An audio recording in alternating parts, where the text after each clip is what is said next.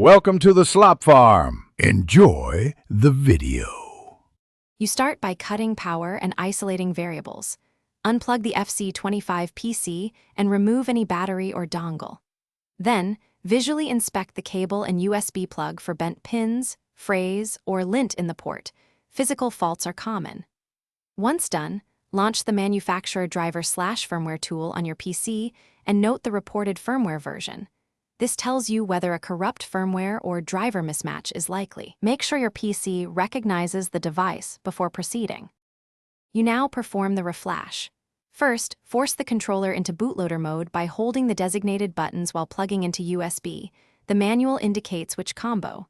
Next, load the official firmware file in the flashing tool and confirm the checksum to avoid corrupted images. Start the sequence.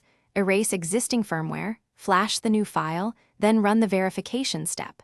During this process, do not disconnect or lose power. Interrupting a flash risks bricking the unit. Once flashing succeeds, you calibrate and verify functionality. Open Windows Game Controllers or the vendor utility to run stick centering and button mapping tests. Adjust dead zones if needed.